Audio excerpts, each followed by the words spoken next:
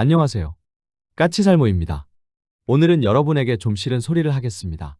물론 많은 분들이 우리나라가 새로운 신무기를 개발하는 것 같은 소식이나 아니면 우리나라가 해외에 대규모 무기 수출에 성공했다는 소식 같은 소위 국뽕스러운 주제를 좋아하는 건 알고 있습니다. 그런데 여러분, 지금 여러분이 보고 있는 건 아침 드라마가 아닙니다. 당연히 국방 분야는 아침 드라마가 아니기 때문에 항상 여러분의 말초신경을 자극할 그런 극적인 소식만 있는 게 아닙니다. 그런데 여러분들은 항상 그런 것만 좋아하죠. 당장 제 영상의 조회 숫자만 봐도 그런 국뽕스러운 주제만 조회 숫자가 좋게 나옵니다. 그러나 분명한 건 여러분이 우리나라의 국방에 조금이라도 관심이 있다면 그런 이야기만을 들어서는 안 된다는 것입니다. 당연히 좋은 소식이 있으면 나쁜 소식도 있고, 특히 최근에 우리 KF-21의 양산이 대폭 늦어진다는 소식은 여러분이 조금이라도 우리 국방에 관심을 가지고 있다면 당연히 알아야 하는 소식입니다. 이게 아침 드라마가 아니지 않습니까? 그리고 저에게서 KF-21의 양산과 배치가 지연되게 되었다는 소식을 들으시고 이것과 관련해서 후속 기사가 계속 나오고 있다는 건 아마 여러분도 다들 잘 아실 것입니다. 결론은 우리의 방위력 개선비는 올해 20조 원 정도였고 내년에는 22조 원으로 예상되는데요. 내년부터는 드디어 우리의 핵잠수함 사업비도 정식으로 반영이 되고 올해 KF-21 양산 비용으로 1조 4천억 정도가 책정되었는데 내년에는 좀 더 많은 비용이 책정되어야 하고, 그래서 고작 2조 원이 증가하는 전력 증강 비용으로는 감당이 안 된다는 이야기인데요. 그래서 지금 시점에서는 KF-21의 양산을 지연시키는 게 확정이 된 건 아니고 양산이 지연될 거라고 이야기되어지고 있는데요. 그런데 당연하지만 KF-21의 양산이 지연되면 당연히 카이에서 생산되는 KF-21의 연간 생산량이 줄어들게 됩니다. 그럼 당연히 KF-21의 양산 단가의 상승으로 이어질 수밖에는 없습니다. 그래서 벌써 어떤 이야기가 나오냐며, 원래는 KF-21 블록2의 개발은 우리나라가 단독으로 하려고 했지만 우리 공군에서 연간 도입하는 KF-21의 수량이 줄어든 만큼은 해외 국가에 수출을 해야 하고, 그래서 블록2의 개발에도 다른 나라를 참여시키자는 이야기가 있습니다. 한마디로 말해서 블록2에도 공동개발국을 참여시키자는 이야기인데요. 그런데 문제는 블록2의 공동개발국을 참여시키자는 건 공동개발에 참여하는 국가에 대한 핵심 소스코드 이전도 포함이라는 것입니다. 당연히 이건 너무도 당연합니다. 말 그대로 공동개발국이고, 특히 블록2는 주로 KF-21의 공대지 공격을 위한 다양한 신형 무기의 통합을 핵심으로 하기 때문에 당연히 블록2의 공동개발에 참여하는 나라는 우리로부터 핵심 소스코드를 공급받게 될 수밖에는 없습니다. 그래서 우리가 이 문제 때문에 블록2에는 공동개발국을 참여시키지 않은 건데 우리 KF-21의 양산이 늦어지고, 그래서 카이의 KF-21 전투기의 연간 생산량이 줄어들면 KF-21의 가격이 상승할 수밖에는 없기 때문입니다. 그래서 KF-21의 가격 상승을 막으려면 우리 공군에서 도입하지 못하는 수량만큼을 다른 나라에서 도입해야 하기 때문입니다. 물론 우리가 KF-21 블록2의 공동개발에 참여해달라고 하면 참여하겠다는 나라들은 줄을 설 것입니다. 당연한 게 UAE나 폴란드 등은 이미 우리의 KF-21의 현지 생산을 희망하고 있고 더욱이 핵심 소스코드의 제공을 원하고 있는데 블록2의 공동개발국에 참여를 하게 되면 그걸 다 확보할 수 있게 될 것이니 당연히 블록2의 공동개발에 참여하고 싶어 하겠죠. 그래서 참 골치 아픈 것 같습니다. 그리고 우리나라의 KF-21의 연간 도입 수량이 줄어들면 그만큼을 해외에 수출해야 한다는 문제에 대해서 다른 방향으로 의견을 이야기하는 사람들도 있는데요. 무슨 이야기냐면 바로 KF-21의 다양한 무장을 통합시켜서 해외 도입국들의 무장 요구를 충족시켜서 KF-21의 수출을 활성화하자는 의견인데요. 그런데 이게 일견당연한 이야기 같지만 문제는 우리가 그걸 몰라서 안 하고 있던 게 아니라 우리는 우리의 자체적인 무장을 탑재하기 위해서 무분별하게 해외 무장에 통합을 하지 않았던 건데요. 결론은 우리가 KF-21의 외국 무장을 다양하게 탑재하게 되면 그 무장과 비슷한 성능의 국내 개발 무장은 아예 사업이 취소되거나 축소될 수도 있습니다. 이야기되는 무장으로는 유럽 MBDA의 스피어3와 그리고 독일의 타우러스 미사일과 슬래미알 미사일 등인데요. 결론은 이 무장들은 다 국내에서 비슷한 무장을 우리가 개발할 계획이거나 개발하고 있기 때문에 지금까지는 KF-21에 통합을 하지 않은 건데요. 만일 이 무장들을 우리 KF-21에 통합하게 되면 우리 국내 무장 개발이 치명상을 입을 수도 있습니다. 대표적인 예가 타우러스인데요. 여러분도 과거 제가 이야기해서 알겠지만 우리 KF-21의 무장 파일로는 무게가 1400kg에 이르는 타우러스 미사일도 탑재할 수가 있습니다. 그런데 우리는 철룡이라는 국산 무장을 개발하고 있고 만일 우리의 KF-21에 타우러스를 통합하게 되면 당연히 우리 군에 대한 철룡의 수요도 줄어들게 되고, 앞으로 우리 KF-21을 도입하는 나라들은 철룡이 아닌 타우러스를 선택할 수도 있게 됩니다. 그래서 지금까지는 우리는 KF-21에 타우러스를 통합할 계획이 없는데요. 그런데 이번에 또 이 이야기가 나왔습니다. KF-21에 타우러스를 통합해야 한다는 이야기는 심심할 때마다 나오는 이야기인데요. 몇 달 전에도 독일에서 우리 KF-21 블록3의 내부무 장창에 탑재가 가능한 타우러스 KAES-OM이 나왔을 때도 왜 이 좋은 무장을 KF-21에 통합하지 않느냐는 기사가 나오기도 했고요.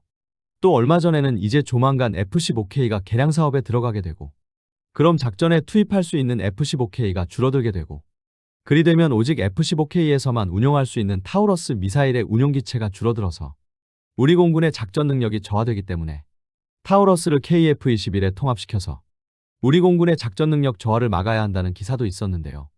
솔직히 이런 기사들을 볼 때마다 드는 생각이, 이 기사를 쓰는 기자들은 독일 타우러스 시스템사로부터 직접 돈을 받는 것인가, 아니면 어떤 혜택을 받는 것인가 궁금해집니다. 결론은 독일 타우러스 시스템사는 기회만 되면 우리 KF-21에 타우러스를 통합할 수 있기를 원하고 있고, 솔직히 이 사람들이 진짜 노리는 목표는 너무도 뻔하다는 것입니다. 결론은 바로 우리 철룡 미사일을 죽이기 위해서입니다. 한마디로 말해서 독일 타우러스 시스템사는 자신들의 가장 강력한 경쟁자가 될 수도 있는 철룡을 아예 처음부터 죽이려고 안간힘을 다 쓰는 것입니다. 스피어3도 결론은 우리가 개발하고 있는 무게 150kg의 소모성 무인 전투기와 그 기능이 겹치는 부분이 많기 때문에 우리에게는 필요 없는 무장입니다. 한마디로 우리가 이 무장들을 통합시키면 KF-21의 수출에 도움이 된다는 걸 몰라서 안 하는 게 아니라는 이야기입니다. 당장 이 무장들을 우리 KF-21에 통합시켜버리면 국내에서 개발되고 있는 비슷한 성능의 국산 무장들의 개발 사업이 추진력을 상실해버릴 수 있기 때문인 것입니다.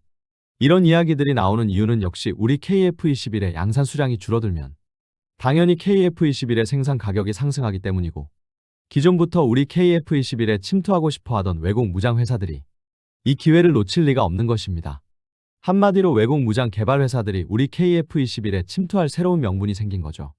그리고 이런 이야기가 나오는 와중에 내년에 전력 증강비에 반영되는 주요 사업으로 언급되는 것 중에 하나가 바로 장보고3 배치3 잠수함입니다. 무슨 이야기냐면 우리는 내년부터 본격적으로 핵추진 잠수함 사업을 시작하게 되는데요.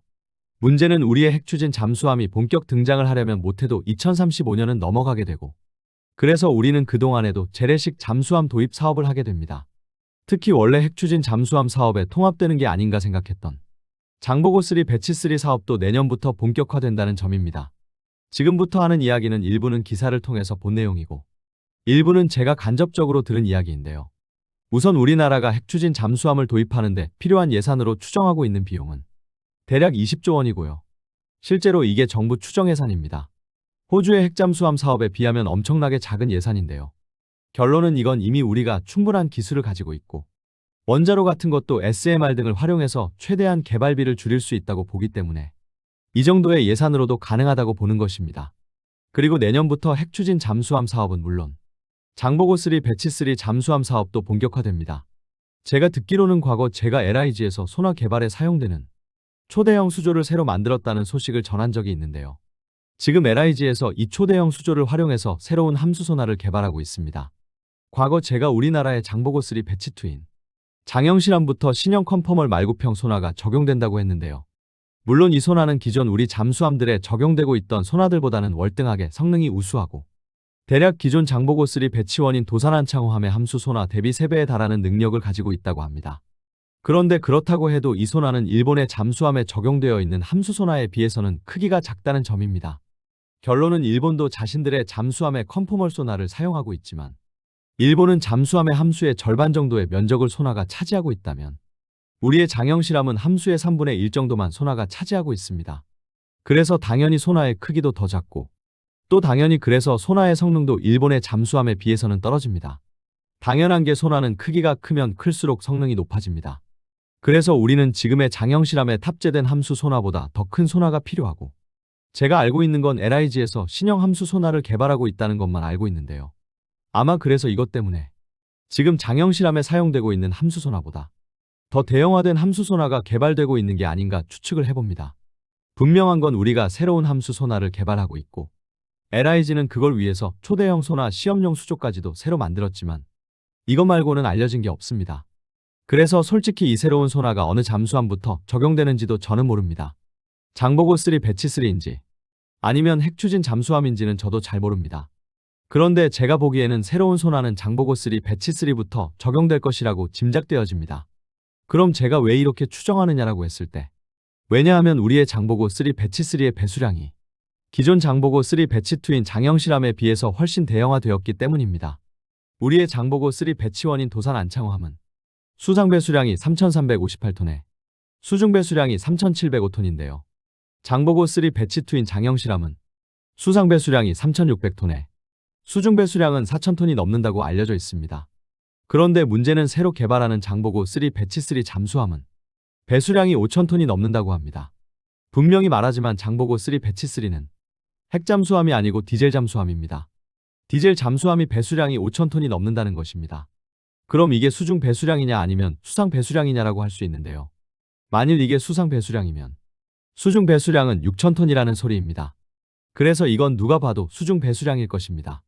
한마디로 우리는 수중 배수량 5,000톤급 디젤 잠수함을 만든다는 소리이고, 그 뜻은 지금까지 서방권 디젤 잠수함 중에서 가장 대형이라고 알려진 수중 배수량 4,300톤인 일본의 타이게이급보다도 더 큰 잠수함이라는 소리입니다.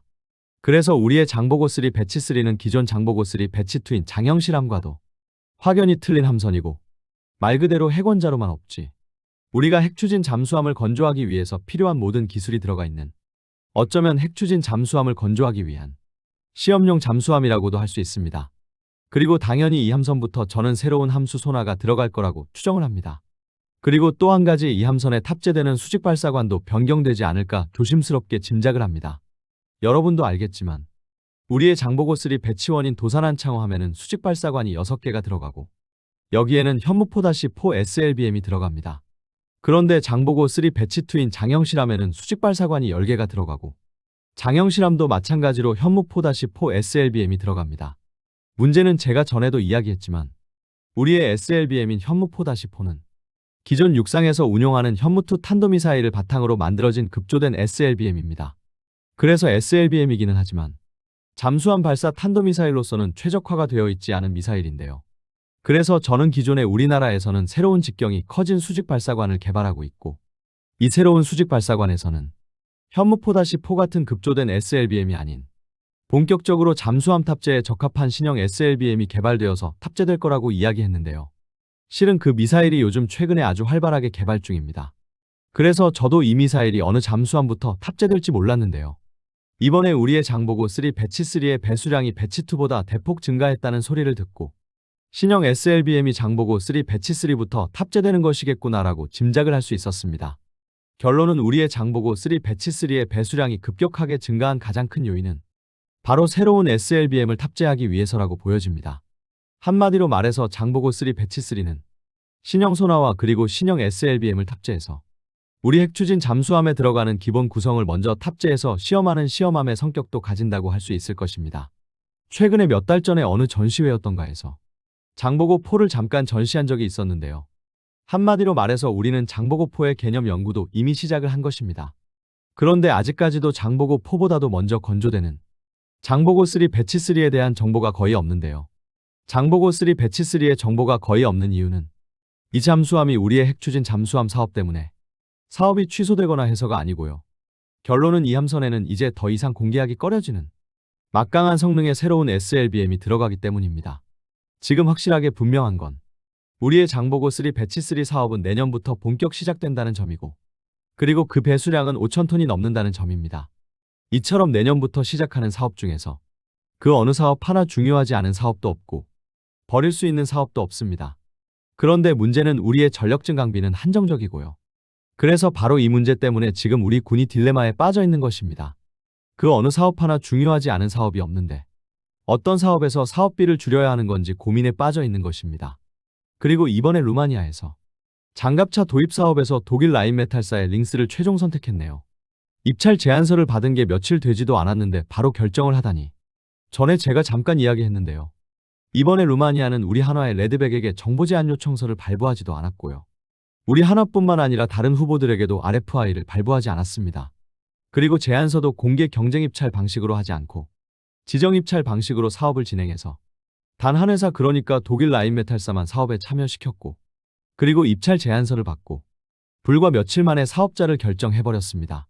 당연히 이렇게 말도 안 되게 사업을 진행한 이유는 유럽의 국방 분야 정책 지원 자금인 SAFE를 받기 위해서라고 하는데요. 그렇다고 해도 아무리 SAFE를 받기 위해서라고는 하지만 다른 유럽 회사들까지 사업에서 전면 배제를 하고 이런 식으로 사업을 진행한다는 게 결코 정상적인 사업 진행 방식은 아닌 것 같습니다. 뭐 다른 나라가 자신들의 장갑차 사업을 어떤 식으로 진행을 하든 알아서 할 일이지만 만일 우리나라에서 이런 식으로 사업을 진행했으면 상당히 큰 문제가 되었을 텐데 참 신기하기는 합니다. 아무튼 그래서 어찌되었든 루마니아는 최종적으로 우리 한화의 레드백 장갑차가 아닌 독일 라인메탈사의 링스 장갑차를 선택을 했습니다. 오늘은 내년부터 본격적으로 시작할 우리의 장보고 3 배치 3 사업에 대해서 이야기해봤는데요. 분명한 건 지금 장보고 3 배치 3 사업은 핵추진 잠수함 도입과 상관없이 진행 중이라는 점이고 그리고 그 사업이 내년부터 본격화된다는 점입니다. 그런데 이 사업은 기존 장보고 3 배치 1이나 배치 2에 비해서 정보가 전혀 공개되고 있지 않고 그리고 이 함선의 개발 정보가 기존 함선들에 비해서 공개되지 않는 이유는 제가 보기에는 새로운 SLBM 때문이라고 저는 생각을 합니다. 여러분이 보기에는 어떠한가요? 우리의 새로운 장보고 3 배치 3 잠수함은 어떤 모습으로 나올 거라고 보시나요? 이상 영상 봐주셔서 감사합니다.